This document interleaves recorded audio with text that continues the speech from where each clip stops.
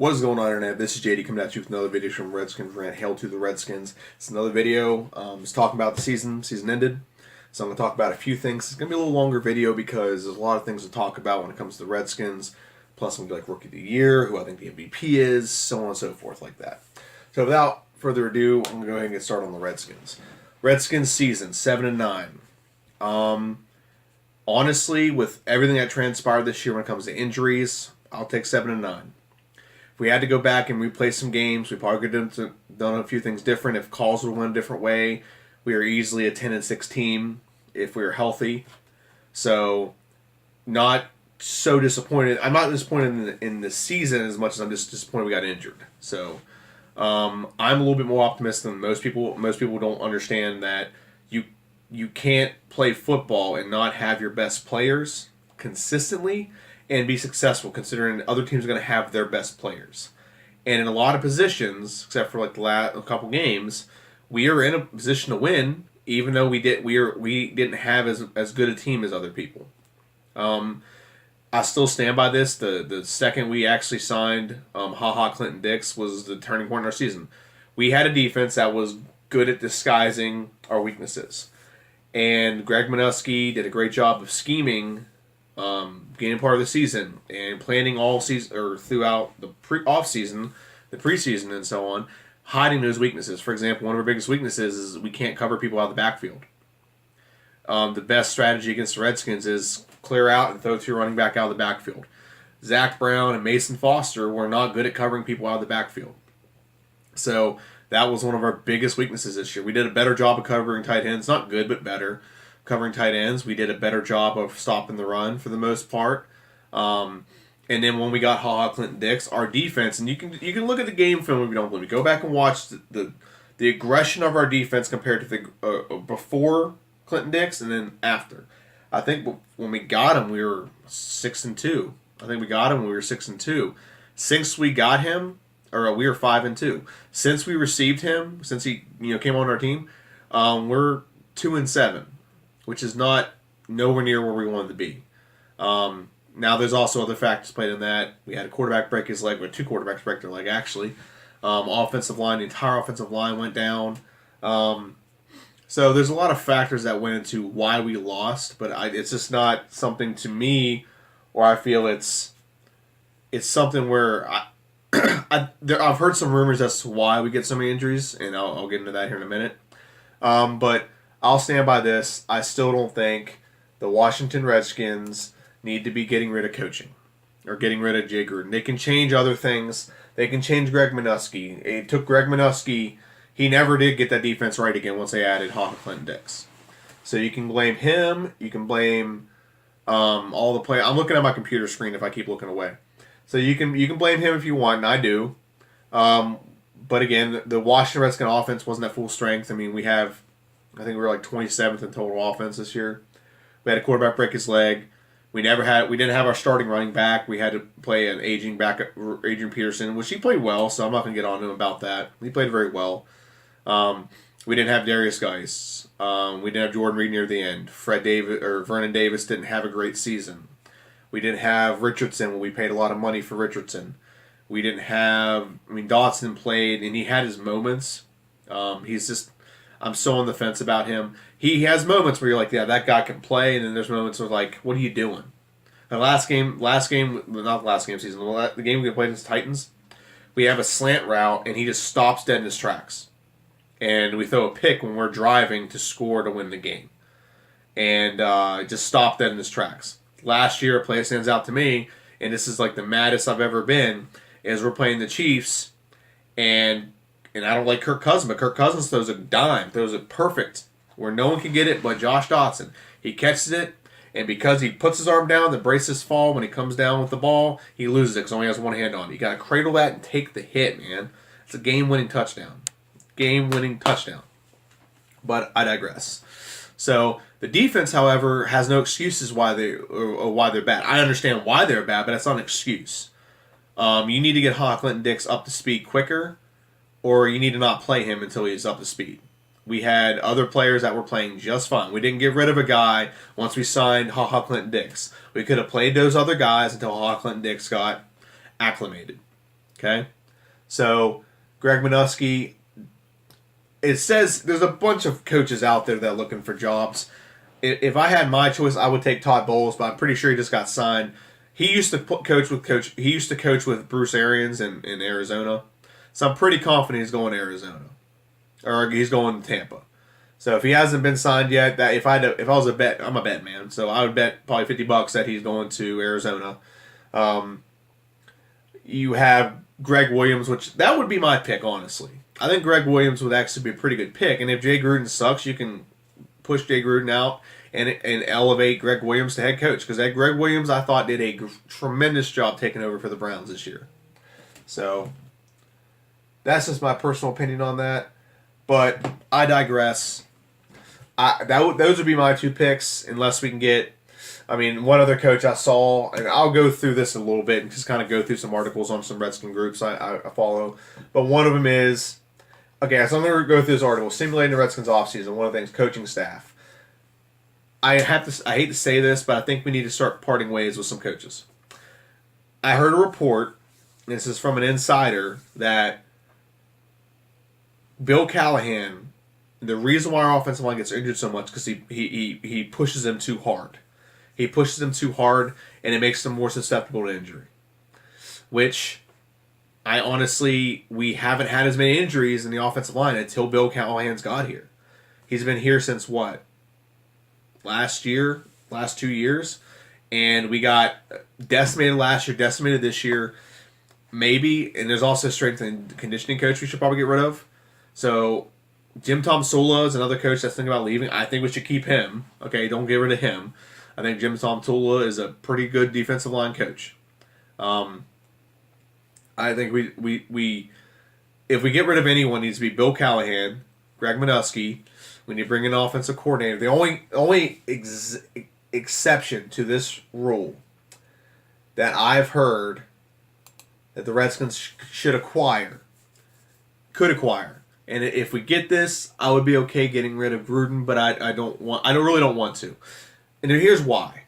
And I'm going to go off this tangent for 2 seconds. I talked about this in another film. I won't go into too much depth.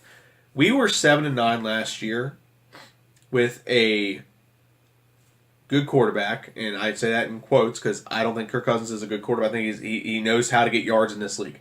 There are quarterbacks who know how to work the system to get yards, so they look like they're good quarterbacks. He's not a good quarterback. Nothing against the guy. I'm sure he's a great person. Okay, it's not a personal attack on Kirk Cousins.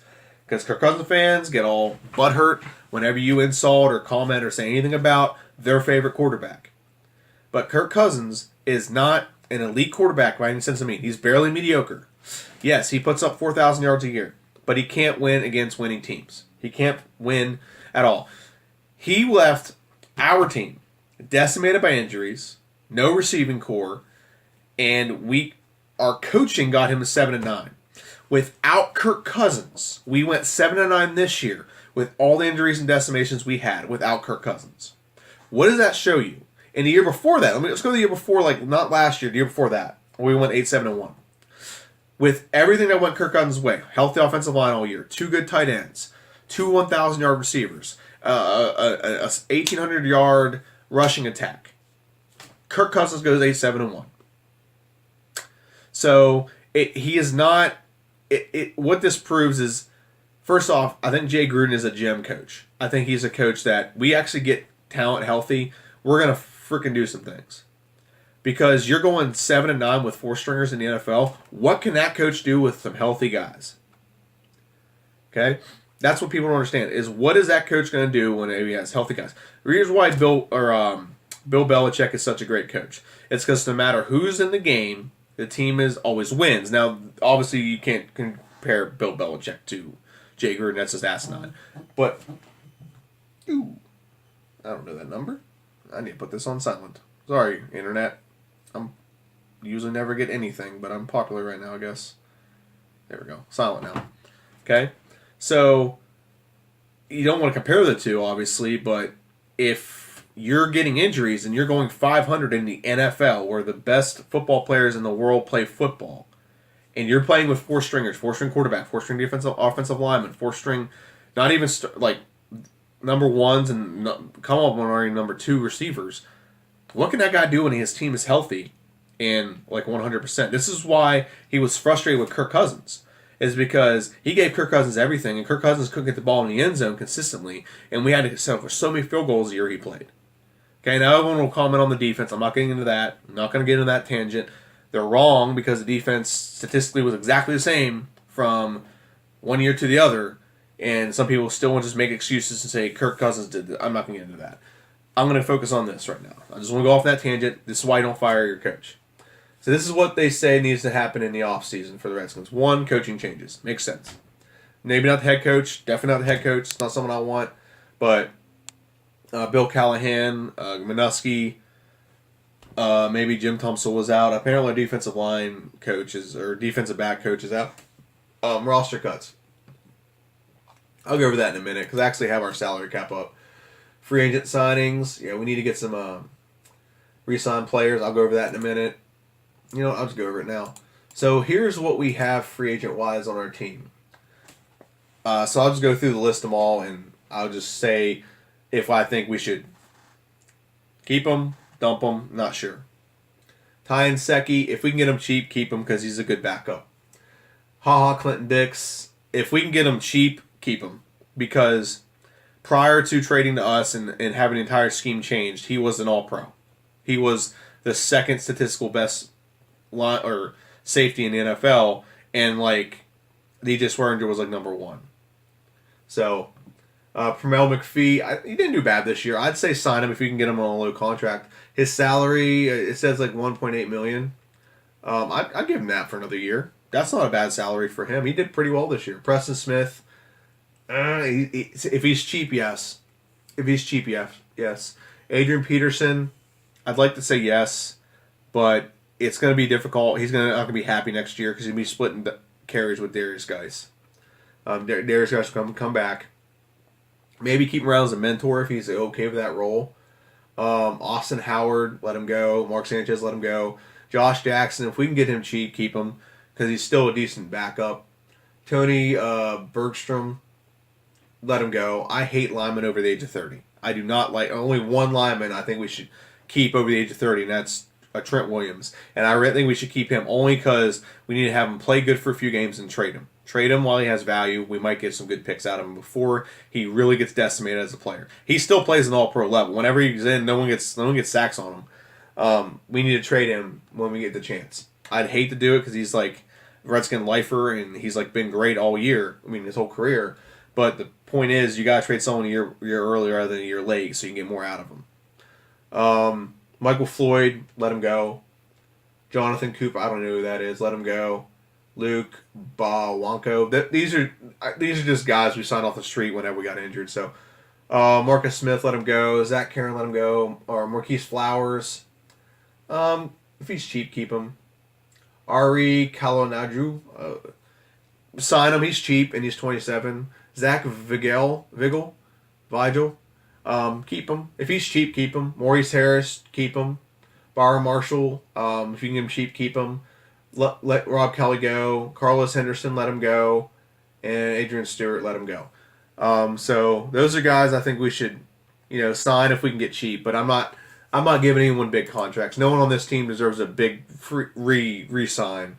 And here's like our salary cap issue. Like, this is the biggest issue we have, and this is why you can't get rid of Jay Gruden. You shouldn't get rid of Jay Gruden.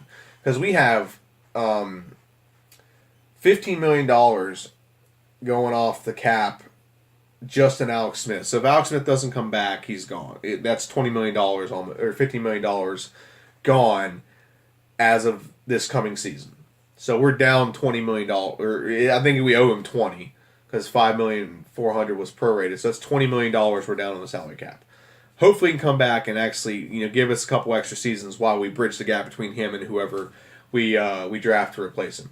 We have $1.3 million on in dead money with Swearinger, and Orlando Scandrick is $500,000. I ain't that much. It's basically $2 million in dead cap. Trent Williams is $15 million. So the reason why I say that is because if we take Trent Williams, get him back, and someone becomes desperate for a lineman and we can trade him, we have trade value. So we can trade him, get $15 million off the salary cap, That would be very helpful. Josh Norman, I kind of want to keep Josh Norman. I don't think he's played bad. I think he's just dealt with a lot of bullshit with the team when it comes to scheme. I say keep Kerrigan, but also in another breath, I'm one of those guys. I want to keep guys till they retire, but he might just be too expensive to keep. He is at this moment 30. He's gonna be 30. No, keep him 31. He's only 30. I thought he was older than that. 31. So keep him. Maybe trade him if he starts showing. Maybe trade him if someone offers the right deal. Brandon Sheriff is good. 12 million. Jordan Reed, gotta get rid of him. Trade him to the Patriots or something. Get something for him. We have to trade him before he has zero trade value. And we have to pay this money or cut him, and we have dead money on our books. Zach Brown, as much as I would like to say trade him, I don't think there's going to be trade value for him. We might have to keep him out of necessity. Paul Richardson, got to keep him because we need receivers. If he comes back somewhat healthy, we're good. I like that, but I'd say this is what I'm going to say. I like Vernon Davis. I like Jordan Reed. They're both elite talents. When I played Madden, I had the best. That's the best line. That's the best tight end core you can ask for. And whenever we had, when it was a couple years ago, you can get. No, it was Fred Davis. I think it was Fred Davis, not Vernon. Fred Davis, Jordan Reed, and then I would always sign Finley. Jermichael Finley or whatever his name was, who played for the Packers. So I would always sign him, and I'd have like a 3 tight end duo, and I'd run them as receivers all the time. So having good tight ends is something I think is important in the game of football. But we need to get rid of both Vernon Davis and Jordan Reed. We have 2 young tight ends that we need to start breeding for the future. We have Sprinkle, we have Matt Flanagan. We need to start building for the future when it comes to our tight ends and draft a tight end. We do pretty decent drafting tight ends.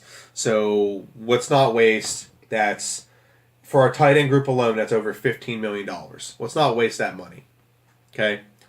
If we cut them, that's going to save us over $11 million right there. Morgan Moses. I don't like Morgan Moses. I'm going to explain why. I think I explained this in another video. The reason why I don't like Morgan Moses is something about him that was said stuck with me a long time ago. He has bad footwork. Yes, he does try and he plays injured. But the problem with Morgan Moses, he was penalized more than any other player in the NFL this year. You want to know why? Because he holds. Because he has horrible footwork, so he has to grab someone every time they put a move on him, which is almost every single play. Okay? He cannot block. He's not mobile enough. If we can keep him, he's $7 million. So I don't know if we're going to get anything better than that. Keep him if you can't get anything better. But I've just never liked the guy. I've just never been sold on his ability to be an elite or a good offensive lineman. I've just never been. Okay.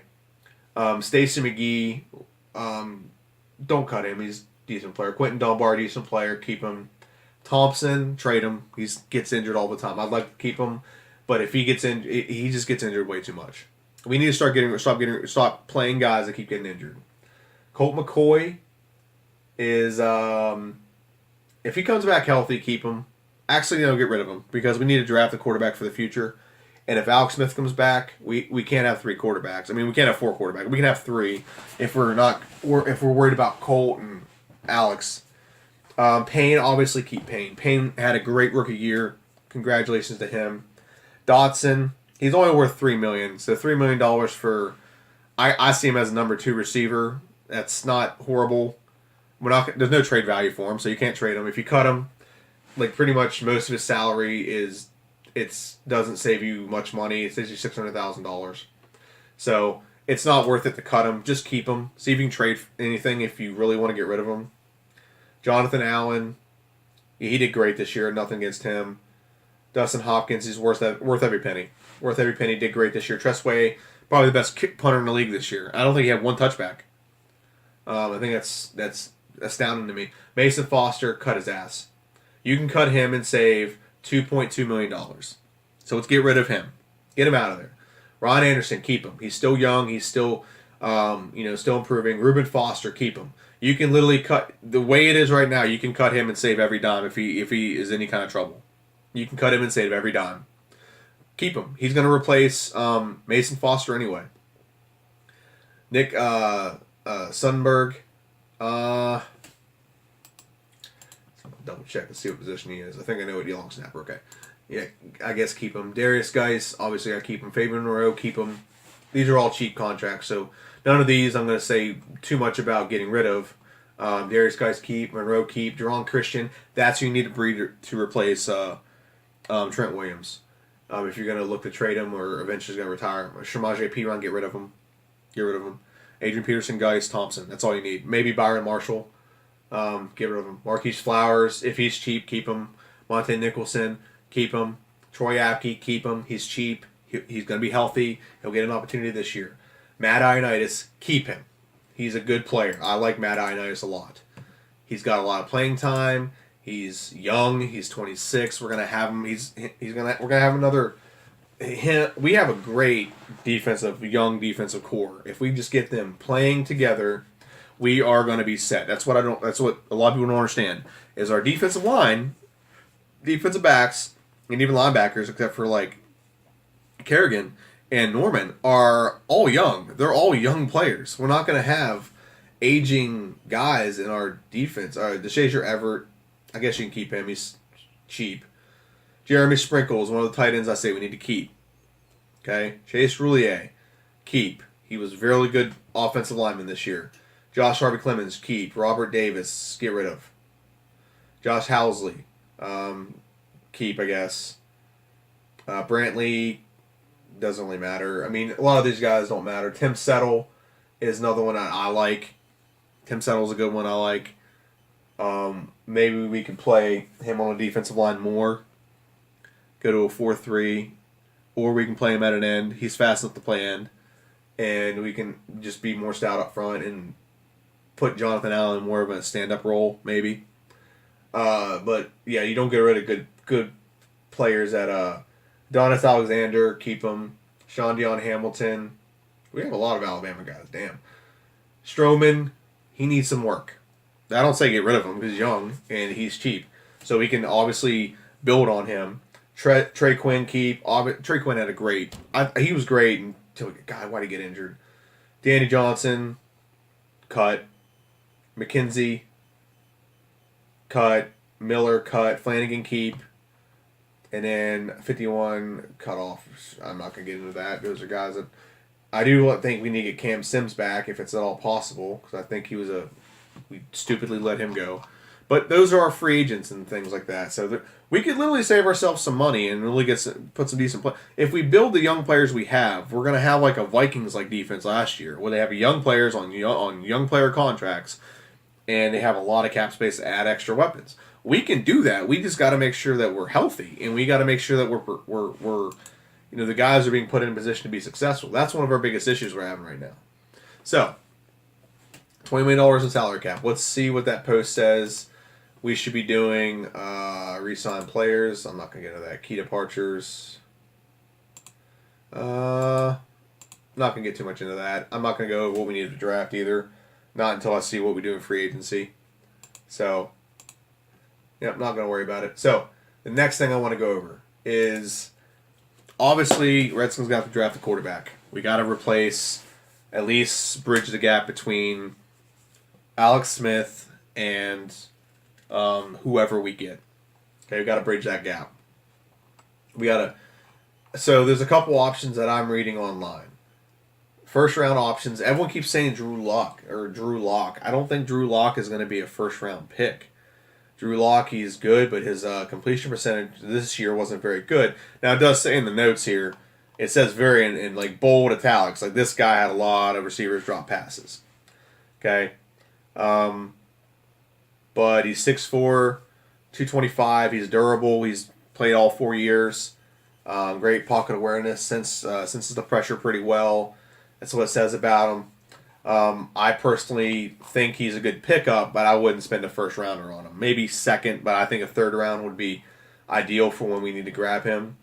If he's not available by the third, if you can't get a quarterback in the third round, because you're not starting the guy this year. If you draft him in the first round, you need to start him. That's basically what it is. A lot of those comparisons, and I don't want to overhype this because it's bullshit. It's a bad bullshit hype. They're going to put so much pressure on this kid. They say that they compare him to Patrick Mahomes. And that's just bad. That's a bad example. It's just not a good idea to compare the two. He does have some good wheels on him, so maybe that's where the comparison comes in. The next quarterback they say is Daniel Johnson from Duke. I don't trust that at all. No offense to him, but I don't trust Duke players. Here's what the pros are: fearless in the pocket, willing to stand tall to make the completion, not affected by bad weather conditions, utilize scrambling ability, and accurate in the short and immediate passing game. Cons: horrible footwork. Jones relied on his receiver's athleticism too often and lack of timing and anticipation. Took a ton of hits due to porous offensive line, which, you know, it's probably going to happen with us. Lacks deep ball accuracy. And that's one thing they said is he has the Drew Lock guy had a killer arm. I don't think the guy from Duke, this Daniel Johnson guy, is a good idea. So that's just me. I'm going to skip over the rest of that. Will Greer is someone I think we can get later. Definitely later. Definitely like 4th round. If it turns out that both of our quarterbacks are healthy and we really need to build other parts of the team, we can get Will Greer and play him further down. There's some. I've watched a lot of it. I'm a Mountaineer fan. Okay, you can't see it, but there's a Mountaineer poster right there. I'm a big Mountaineer fan. Okay, Western Mountaineers went there. We are. Let's go Mountaineers. He has a lot of good things about him. He's a leader. He, shows a quick. I'll read the pros real quick. Shows quick release at the snap, accurate passer, excellent pocket presence. He can run for first downs. He's athletic. Not to mention his wife's hot. Thrown out there. One of the best 2019 prospects at selling play action. Cons: tested positive for steroids in 2016. I don't care about that as long as he doesn't do steroids in the pro level. Lacks elite arm strength. That concerns me. Issues against the blitz. Played exclusively in shotgun and spread at WVU. Okay, well, they put WVA because they're retarded. And the last one they put in here is some kid from North Dakota State University. It's supposed to be like Carson Wentz. Why? Because they went to the same state. I've never seen the guy, so I'd have to watch some highlights on him. Had a lot of touchdowns. Mobile. Only 6'2". That concerns me. I think you need to be at least 6'4", 6'3", to be an NFL quarterback. There are some exceptions, but they're exceptions. They're not the rule. There's a reason why they're called exceptions. Pros: playmaker with the ball in his hands, dangerous when he leaves the pocket. Should run in the low 4.6s. That's pretty good, actually. Has a quick release, high IQ. Can telegraphs passes, his arms. That's gonna kill me in the NFL. Telegraphing passes. Needs to be more patient in the pocket. Has a tendency to scramble when receivers are running free downfield. And never played against an elite college defense. Well, neither Carson Wentz. He turned out pretty good. So we can get him late. So, we have options when it comes to quarterback, if that's what we're concerned about. I think quarterback is definitely something we need to address. Whether it's because Alex Smith's back, and we have a couple, maybe like 1 or 2 years with him. Maybe he comes back and he's just atrocious, so we got to go to Colt McCoy or someone else. I don't know. We'll see. Maybe the injury is going to make him play a little bit more reckless, like throwing the ball, because he doesn't want to hold it as long. That's how I play personally. So that's out of the way. That's what I think we need to do with the draft. A little bit quarterback. I'll get into the other positions more whenever the free agency plays out. We see what we have, and I'll see what we actually need to go get. Now I'm going to talk about who I think will be this year's Rookie of the Year. Well, MVP first off, we have a couple good options. You have Drew Brees, you have Patrick Mahomes. You had Gurley until he got hurt. You had Goff until he started. His whole team went down. I would say maybe you can throw Saquon Barkley into that mix, just because how many yards he accumulated by himself. I think it'll go to one of. I think it'll go to Mahomes. I think it'll straight up go to Mahomes. I think he's got the best. It's not even really his rookie year. It's his second best year. One of the best years a quarterback's ever had. The guy can throw the football. My God, can he throw the football? I was so scared when it comes to fantasy football playing against him. I had a 20-point lead with like 5 minutes left to go in the game. He had a drive, and in less than like a couple minutes, the guy put up 12 points in fantasy. And then they got the ball back. And then I was like, I was sweating bullets. So he could definitely play, and I think he's the MVP this year. Rookie of the Year is the only other one I'm going to talk about. You have three candidates. You have Darius Leonard, whatever you want to call him. He's a linebacker. He plays for the Colts. I personally think he probably had one of the best rookie seasons anyone's ever had. 2 interceptions, played 15 games, didn't play 16, played 15. 163 tackles, 111 solo, 12 tackles for losses. How many sacks did he have? 7 sacks. I mean, that's a solid rookie season. 4 forced fumbles. Any other touchdowns? No. Okay. So I think he's up there. Two of the people who I think personally had some really outstanding rookie seasons is Saquon Barkley. Saquon Barkley had 1,307 rushing yards, 721 passing yards. Receiving yards. So that's over 2,000 yards of total offense from a running back. And a lot of people are going to say, well, Ezekiel, it's better. And I'm in all these Redskin or these NFC East chat groups where we all talk shit on each other's team. Saquon Barkley is the best running back in the league right now. He proved it this year. He's behind a porous offensive line. His quarterback's not good. You can say what you want about having, what's his name? I can't remember the receiver's name. Odell Beckham Jr. You can say what you want about Odell Beckham and how good he is and all this stuff. You're not as good a receiver as you think if your quarterback can get you the ball. Okay, and that's the problem they had this year. Couldn't really get him the ball very much. Yeah, he had a couple good games late in the season, talking about Eli Manning. But the offensive line was bad. There's not good receivers. There's no elite tight end to go to. So there was really almost no passing game for the most part. I mean, I can look up Eli Manning's stats real quick. Give me 1 second.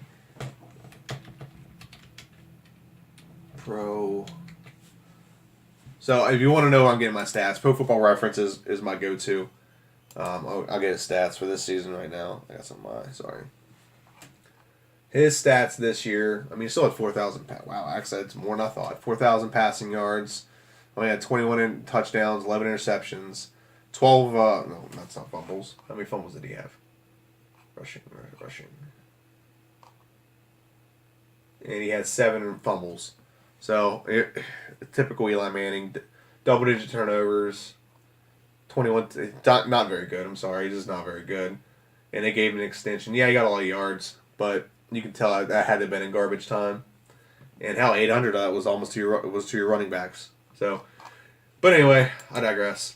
So, Saquon Barkley, over 2,000 yards of offense. He had a grand total of 15 touchdowns. He had no turnovers. Solid season for the guy. Average over 5 yards a carry. He averaged 81 yards a game. He averaged 45 yards a game catching the ball. So it's 126 yards of total offense he averaged per game.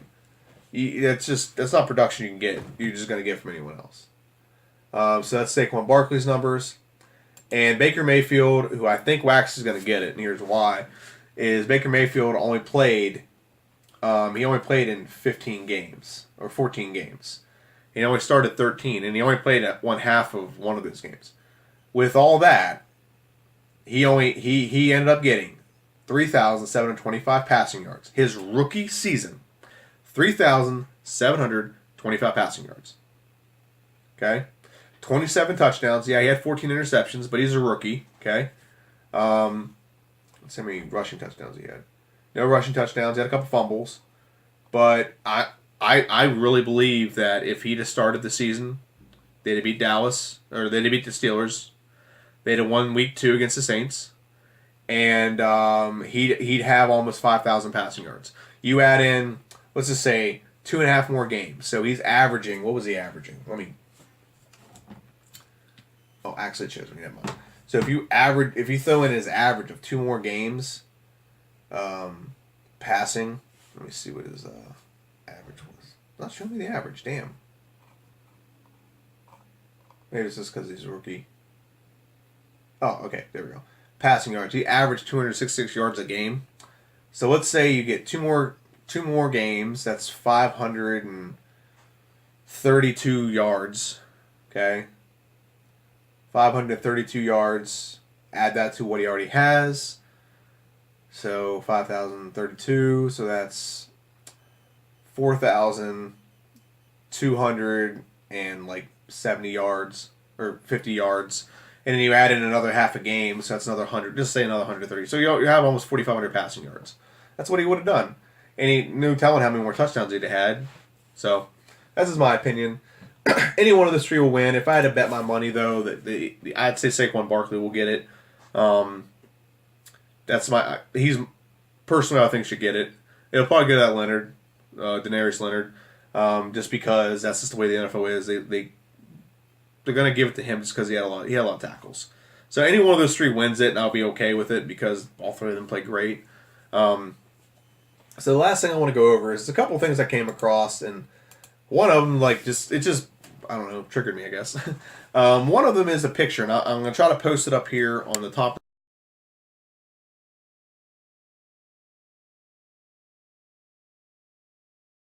if I can. It's a post on Facebook, and it says Dak Prescott and Jared Goff since Week 12, including playoffs, and it shows their numbers. And I think that this is just freaking clickbait. That's all it is. Because there's context in this that they're not including. One, Jared Goff has Cooper Kupp out. He has Todd Gurley out.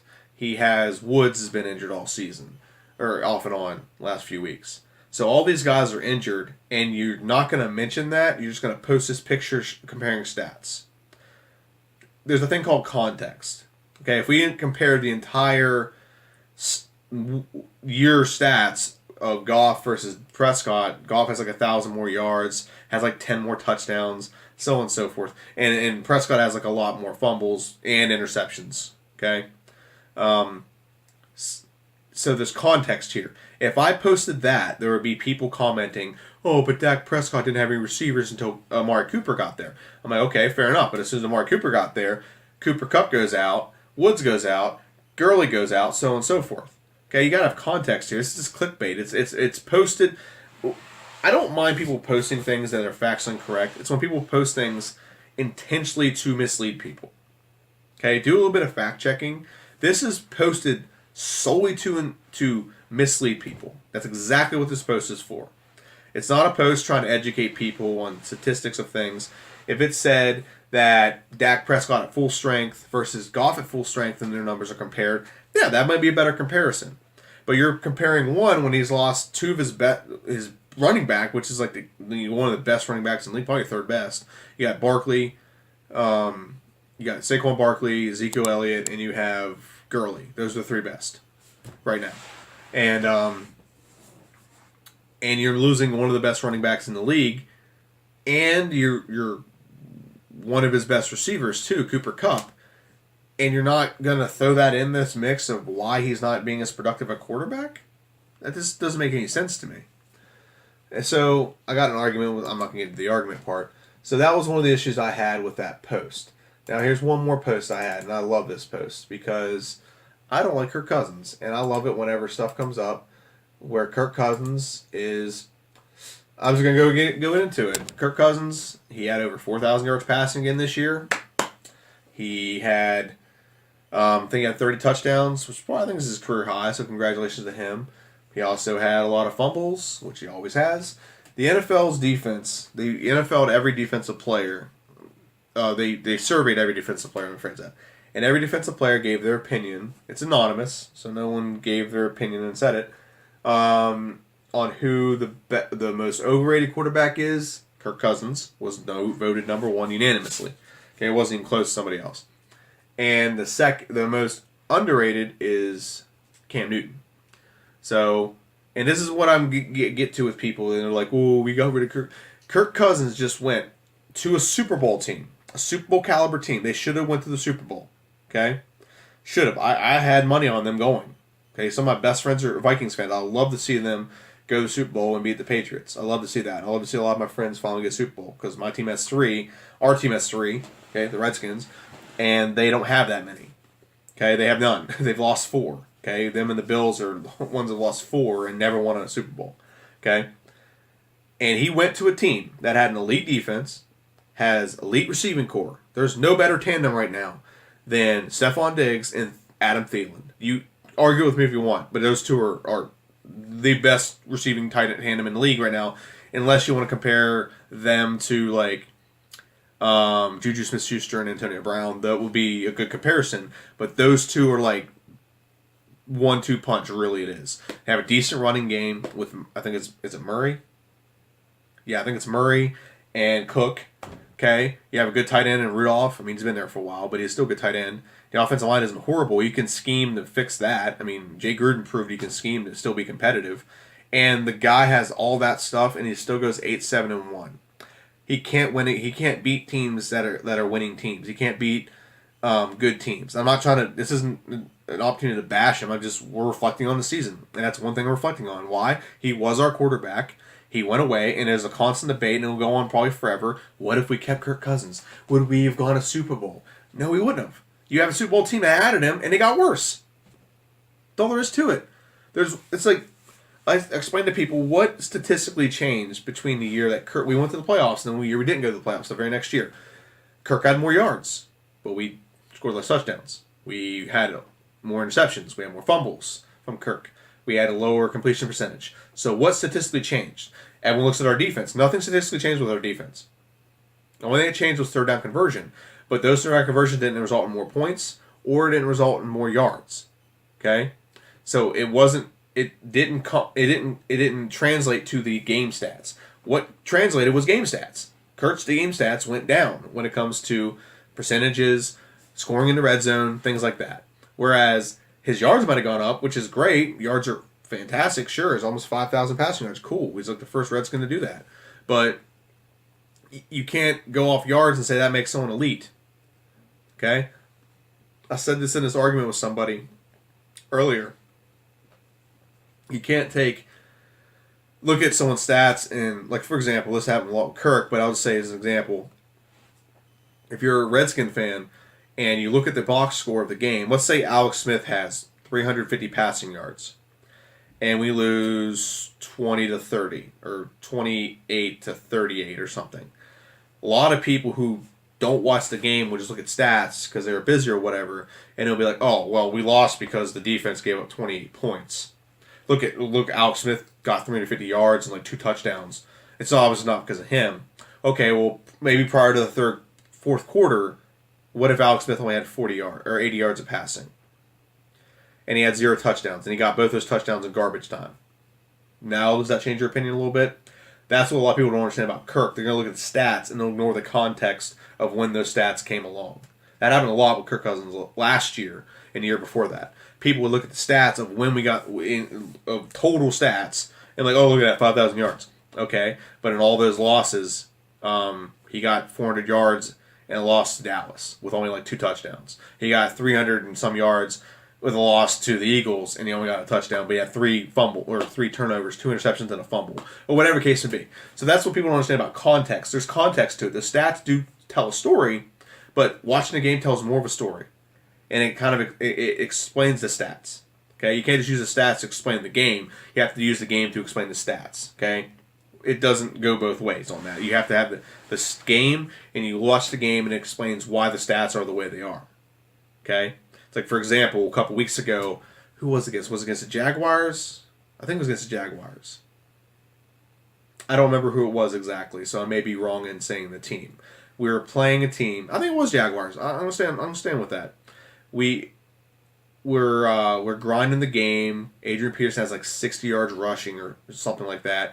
We've been pounding it all day, but we just haven't gotten anywhere. And then he breaks loose for like a 75-yard touchdown run or something. Okay? Anyone novice will just look at the yards like, oh, we won because Adrian Peterson was pounding that football all day. No, we won because we actually played good defense. And we were pounding the football to control the clock, but then Adrian Peterson broke 75 of those yards on one play. Okay, so that's what I mean by context. You can't just look at stats like, oh, that's why that happened. Okay? So that I won't talk any more about that. So, and then let's see, it was one more thing. Okay, so I want to do this now. It's called my scroll segment. I'm going to scroll through and see what kind of articles come up in the Redskins fan group. Should the Redskins draft Kyler Murray at number 15? Wouldn't be too bad. He's too short, though. Apparently he's going to play baseball. I'm opening the article now. He played for Oklahoma, if you don't know who he is. I say no. I say no because it's just too short. We need quarterbacks to give us the advantage of, not having to worry about those little things that are going to factor in how good or bad he plays. So no on that. Let's see this. That's the overrated picture. That's the quarterback thing I just already read through. I would love to get Greg Williams back as defensive coordinator. I would. Josh McDaniels was the one I said that would be a dream come true if we can get him. So, God, I'm so tired of hearing people bitch about the team name. Any team name is going to be offensive if you try hard enough. Okay, Dallas Cowboys. Cowboys brutally branded animals and were cruel to animals. Okay, Vikings pillaged and raped and murdered people. Pirates raped and murdered people. Okay, so anyone can be offended by any name if they want to. Okay, Jesus Christ. Okay, Todd Bowles wouldn't be bad, but again, I'm telling you, he's going. This is the one I saw, Joe Flacco. So if we can't get Kirk, or if Alex Smith can't come back and Colt McCoy, we're not confident in him. Should we go after other quarterbacks on free agency? If I had to pick, I'll go Flacco because Flacco has not had an offensive-minded coach that'll let him sling the football. He can throw the football. I know everyone's gonna be like, no, well, he's a Super Bowl champion. He can throw the football. If we have an offensive-centric around him throwing the football, and he can also run. He's also he's a leader. He's been, and I know he just got replaced by a rookie. But that's because the offense went a completely different direction. I'm not going to lie, Lamar Jackson looked like a deer in headlights in the playoffs last week. So it wasn't like he got replaced by someone who went out there and balled out. He wasn't a great. That was ground and pound. So let's scroll a couple more. I don't think anything else showed up. I will say this. I think the officiating helped the Dallas Cowboys win a playoff game this year. We'll say that.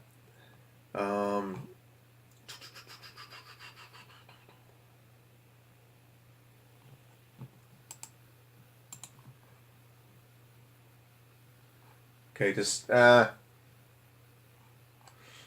nothing else I want to really worry about. So, apparently there's a free agent linebacker that's on there. I think his name is Murray.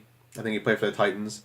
If we can get him, I'd like to, because that would definitely replace a bunch of things. Dan Snyder. Apparently, God. This is the thing about changing the team name. Dan Snyder, under immense pressure, seeing his ROI slowly fading away, decided to put up the team for sale. The Joe Gibbs group. This is not true. This is just saying the first announcement Gibbs makes in the opening press conferences is to change the team. Why would anyone change? No. The Washington Warriors. Okay, so Warriors are just as bad. They killed and murdered people. Anyway, I do think we should fire Bruce Allen and hire Joe Gibbs to run the team. I think that would be perfect. That would be perfect. Joe Gibbs is too old to actually play football or coach football, but he could definitely run the front office, just like Coughlin did down in Jacksonville. And I think they're going to get rid of Zach Brown because Sean Hamilton's going to take his place. So we don't have to worry about him anymore. And I'm not going into it. And everyone keeps saying we need to tank for Trevor Lawrence. Great if he's available, but I'm not going to tank 2 seasons to fucking get a quarterback. I'm not tanking 2 seasons to get a quarterback. You don't tank. If we start the season off, we have injuries out the gate, yeah, fucking lose every game. But no, we're not going to start the season off with the intent to lose. That is a loser mentality.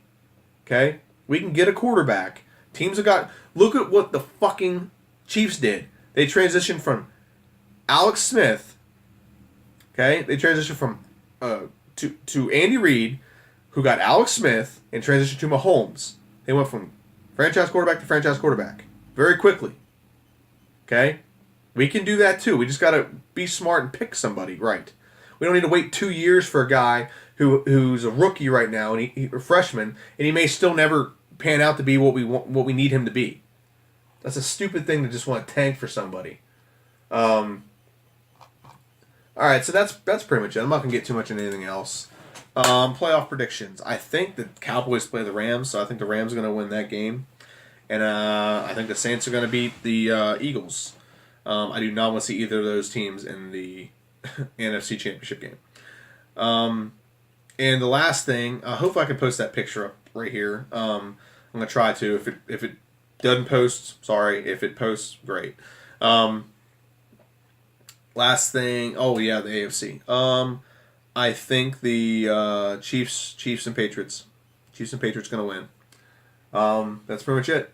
This is JD. This is my Chiefs and San Diego. Chiefs and San Diego are gonna win. So that's it. This is my video. This is JD. Thank you for watching all the way through. It's 50 minutes. I told you it's gonna be long, but we covered a lot of things. So that's what I wanna. Next video I have will be a lot more in depth on a couple more of the things I'm talking about. I'll probably reflect on the Super Bowl too. So without further ado, my name is JD. This is Redskins Rant. Hail to the Redskins. See ya.